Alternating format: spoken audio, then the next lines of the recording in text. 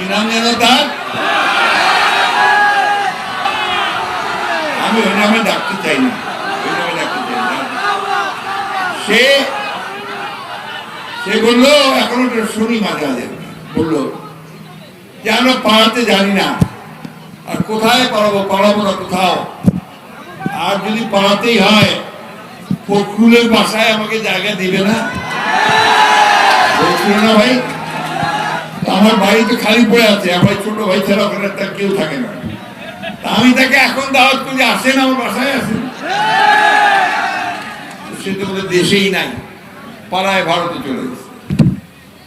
বন্ধুগণ, এমন খারাপ কাজ করেছে এরা, মানুষের চোখে এত ঘৃণিত যে এখন দেশে থাকার মতো অবস্থা তাদের না।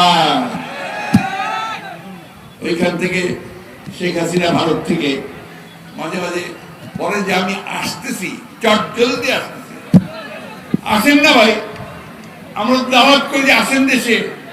দেশে যে সমস্ত মানুষকে হত্যা করেছেন, শিশুদেরকে হত্যা করেছেন, মহিলাদেরকে হত্যা করেছেন, তাদের মামলাগুলো দয়া করে একটু ফেস করেন।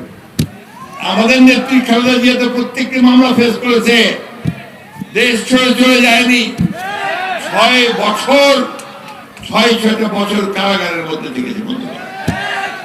তাকে ওই কারাগারে স্লো পয়জনিং করা হয়েছে, যার ফলে কিন্তু অত্যন্ত অসুস্থ। অন্তর্বর্তীকালীন সরকার তারা ঘোষণা দিয়েছে যে তারা এই সংস্কারগুলো করে তারা নির্বাচন করবে। আমরা মনে করি যে নির্বাচন করতেই হবে এবং এই সরকারকে আমাদের সব সময় সহযোগিতা করতে হবে।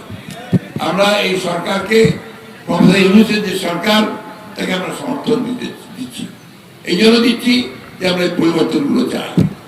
তাই আওয়ামী লীগ যা করেছে সেই কাজ আমরা করবো না। আমরা জমি দখল করবো না, আমরা মানুষের ঘর দখল করবো না, আমরা অন্যায় অত্যাচার করবো না, আমরা কারো কাছে চাঁদাবাজি করবো না। কি ঠিক আছে? কি বলে নাকি বেশি কথা দিচ্ছেন আমাকে? এই কাজগুলোর সঙ্গে কেউ জড়িত হবে না আমাদের লোকজন। ওইখানে আমাদের দেশের নেত্রী বেগম খালেদা জিয়া, তিনি অল্প সময়ের জন্য ওই অসুস্থ অবস্থায় একটা বক্তব্য রেখেছিলেন। সেই বক্তব্যে তিনি পরিষ্কার করে বলেছিলেন যে অনেক অত্যাচার হয়েছে, অনেক নির্মমতা হয়েছে, অনেক প্রাণ গেছে, কিন্তু এই মধ্যেও এখন আমরা কোনো প্রতিশোধ নেব না, আমরা কোনো প্রতিশোধ নেব না। আমরা শান্তির সঙ্গে সকলকে সঙ্গে নিয়ে দেশ চালানোর চেষ্টা করব।